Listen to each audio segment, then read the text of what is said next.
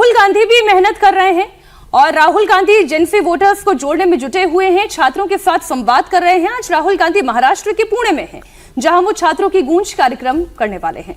आज का ये कार्यक्रम केवल लड़कियों के लिए रखा गया है। राहुल गांधी ने कहा कि इस बार छात्राएं अपनी बात खुलकर रखेंगी और देश उनकी आवाज सुनेगा। राहुल गांधी का ये प्रोग्राम शाम 7 बजे से शुरू होगा। पुणे से पहले कल राहुल गांधी ने दिल्ली में अपनी ताकत दिखाई भी और यहाँ पर तो पूरी लंबी चर्चा भी हुई। आपने कहानी कुर्सी की में लगातार देखा भी। अब राहुल गांधी का पुणे के कार्यक्रम से पहले ही एबीवीपी और एनएसयूआई के कार्यकर्ता भी आमने सामने आ गए। वहां एक अलग भिड़ंत हो गई। अब भिड़ंत इस बात को लेकर हुई कि एनएसयूआई के कार्यकर्ताओं ने आरोप लगाया कि एबीवीपी के कार्यकर्ताओं ने 2 लड़कियों को कमरे में बंद करके धमकाया है। अब एबीवीपी इस बात को लेकर नाराज हो गए, वो आमने सामने की झड़प हो गई। अब तस्वीरें आपके सामने हैं। अब यूनिवर्सिटी का ये बवाल है। राहुल गांधी भी प्रयास कर रहे हैं। विजय जी, राहुल गांधी का ये प्रयास, राहुल की गूंज या छात्रों की गूंज, अभी तो आज तो वैसे भी ज्यादा जोश में होंगे पुणे जब जाएंगे, क्योंकि कल ही जिस तरह से एफआईआर दर्ज हुई उस बच्चे को लेकर, साहिल को लेकर, और 6 घंटे का पूरा तमाशा लगा और सरकार ने 6 घंटे बाद समझा कि यही ठीक है, ऐसा ही कर लेते हैं, एफआईआर कर ही लेते हैं। मैं कह रहा हूँ कि वो यदि हर्षी को भी सुन लेते तो शायद 3-4 घंटे पहले हो जाती है एफआईआर। अब ये मैं एक लाइन जोड़ना चाहता हूँ इसमें। राहुल गांधी ने पुणे में कार्यक्रम मतलब क्या आधार है रखने का? आपका सांसद नहीं, पुणे में एक विधायक नहीं, आपका एक पार्षद नहीं, न पुणे में, न पिंपरी में, न चिंचवड़ में। वो पूरा बेल्ट भारतीय जनता पार्टी, पश्चिम महाराष्ट्र का पूरा बेल्ट वो भारतीय जनता ऐसा आप देखिए ना। राहुल गांधी वहां क्या एक गूंज कार्यक्रम कर लेंगे और वहां युवा वोटर राहुल गांधी जुड़ेगा? वहां भारतीय जनता पार्टी का इतना स्ट्रांग नेटवर्क है, वहां शरद पवार का स्ट्रांग नेटवर्क है, वहां अजित पवार खुद वहां पालक मंत्री रहे, अजित पवार के परिवार का बहुत बड़ा स्ट्रांग नेटवर्क है। आप वहां कर रहे हो, उससे अच्छा पश्चिम मराठवाड़ा में चले जाते, आप विदर्भ में नागपुर चले जाते, आप अमरावती अकोला चले जाते, जहां से आपके लोग जीतते हैं, जाके दलित लोग और पिछड़े लोग आपको समर्थन देते हैं। मैं इसमें काउंटर क्वेश्चन करना चाह रही हूं सर। काउंटर क्वेश्चन ये है कि जहां पे हमारी रीच ऑलरेडी है, हम क्या उसके अलग जहां पे हमारी रीच नहीं है, हमें वहां पर फोकस नहीं करना चाहिए? वो इतना कमजोर एरिया है, जो विषय सबसे मुश्किल लगता है वो सबसे पहले उठाया जाता है पढ़ने के लिए। इतना कमजोर है कि वहां आपके इससे गुण से कुछ होना नहीं है। आप विदर्भ के अंदर थोड़े मजबूत हो तो आप वहां स्ट्रांग मजबूत है ना, कि जहां आपकी बड़ी एजुकेशनल हब है ना, महाराष्ट्र का एजुकेशनल हब है। बहुत बड़ी यूनिवर्सिटीज, बहुत सारे कॉलेजेस, बहुत सारा कल्चरल और एजुकेशनल हब है। और आपकी बात ठीक है कि भाई जहां पर नहीं है वहां पर भी तो हम एंट्री करें। हमेशा वहीं जाकर कंफर्ट जोन में क्यों चले? कि वहां कभी नहीं था और कभी नहीं, इधर कमजोर हो गई है, अभी कमजोर हो गई, पहले वो रही है। जहां कमजोर है वहां मजबूत होने की कोशिश करें। समझदार 30 साल से नाम देने वाला कांग्रेस का पुणे के अंदर नहीं है। आपको एजुकेशन हब में करना था, बंबई में कर लेते, आपको करना था आप औरंगाबाद कर लेते, आप नागपुर के विद्यापीठ के अंदर कार्यक्रम कर लेते। आप ये कहना चाह रहे हैं अगर वहां पर अपनी मजबूत जमीन पर होता तो इसका थोड़ी मजबूत है, आप उसको और मजबूत कर लेते। मुझे लगता है वहां और मजबूत होती है। पुणे में तो आपको कुछ भी नहीं मिलना ना, आपकी एक रैली से कुछ मिलना नहीं है आपको वहां पर। आपको कैंडिडेट वहां खड़े करने के लिए नहीं मिलते। आपकी वो हालत है, वहां पुणे में आप करके क्या कर लो? महाराष्ट्र में या खास तौर पर पुणे की बात कर रहे हैं सर, वहां पर कांग्रेस कैसे कमजोर होती चली गई? कांग्रेस कमजोर हुई डिवीजन के बाद। मोटे तौर पर अगर आप देखें कि जैसे शरद पवार का बता रहे हैं, शरद पवार का एरिया रहा है, तो शरद पवार का वो प्रभुत्व रहा है।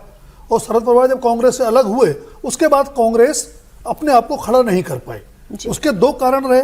शरद पवार अलग भी हो गए, लेकिन चुनाव के बाद गठबंधन में भी हो गए, तो आप उनको नाराज भी नहीं करना चाहते थे। और अगर आप उनके पैरेलल कोई खड़ा करेंगे मराठा नेता तो शरद पवार नाराज होंगे। तो पुणे से जहां तक मेरे ख्याल है सुरेश कलमाडी एमपी होते थे, कांग्रेस के ही थे, राजीव गांधी के दोस्त थे, वो उन्हीं के चलते राजनीति में आए थे। वो शरद पवार के साथ चले गए थे, लेकिन बीच में फिर शरद पवार को रोक के कांग्रेस के साथ भी रहे। तो उतार चढ़ाव आते रहते हैं। कांग्रेस सत्ता में भी रही है महाराष्ट्र में, आज मेरे ख्याल से 4थे नंबर की पार्टी। तो नागपुर में भी इतने समय से तो गडकरी जी हैं, देवेंद्र फडणवीस हैं, तो फिर आप कहेंगे कि नागपुर में क्या करते? और नागपुर में तो संघ मुख्यालय भी है। छोड़ो कल की बातें, कल की बात पुरानी, नए दौर की कहानी पर बात करना चाह रही हूँ। नए दौर की कहानी क्या है अब यहाँ पर? राहुल जी को लेकर आप लोग असली बात नहीं कर रहे हैं। मैं तो सोच रहा था कि समीर जी तो वही कह रहे थे, फिर पता नहीं कैसे थोड़ा सा डेविएट कर गए। अरे भाई, मूल मुद्दा ये है कि जब रांची में जरूरत है तो प्रयागराज होंगे, हाँ। चुनाव यूपी में है तो महाराष्ट्र में होंगे। आप मूल मुद्दे की तरफ ध्यान दीजिए ना, कि क्या राहुल गांधी को ये देखना है कि कहां पर, जैसे ठीक है वहां नहीं है उनके लोग जा सकते हैं, भाई अच्छा है भाई, जहां नहीं होता है वहीं तो आदमी नई टेरिटरी में अपना कोशिश करता है। लेकिन राहुल गांधी के लिए अभी सबसे बड़ी प्राथमिकता क्या होनी चाहिए? सबसे बड़ी प्राथमिकता राहुल गांधी के लिए उत्तर प्रदेश होनी चाहिए। ऐसा थोड़ी ना है कि वो हमेशा अखिलेश जी कुछ कर लेंगे और साथ में राहुल जी खड़े हो प्रयागराज जाएंगे। तो उन्होंने किया ना। नहीं किया प्रयागराज, लेकिन किस वक्त किया? आपने खबर भी बताई थी अखबारों में छपने वाली। किस वक्त किया था?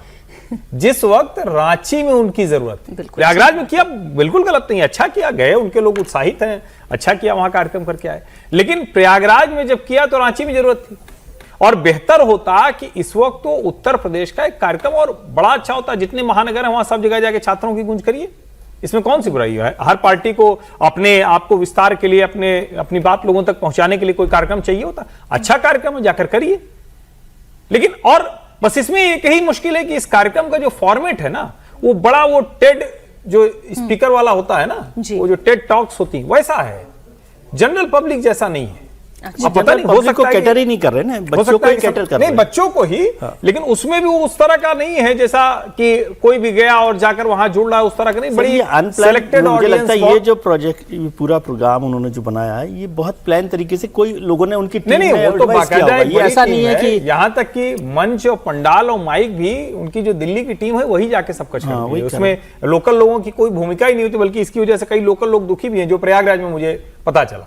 तो सब जगह वही टीम जाती है, तो अच्छा है। लेकिन मैं बस यही कह रहा हूं कि इस वक्त राहुल गांधी के लिए सबसे बड़ी प्राथमिकता उत्तर प्रदेश होनी चाहिए थी, जो नहीं दिख रही। फिर आप कहते हैं कि अखिलेश जी नाराज हो जाएंगे उत्तर प्रदेश आएंगे तो? नहीं, अखिलेश जी की नाराजगी के लिए वो अपना पार्टी बढ़ाना छोड़ दें, और पार्टी में कुछ रहेगा तभी तो कुछ बार्गेन कर पाएंगे, तभी तो मांग पाएंगे भाई हमको जरा और सीट दे दो।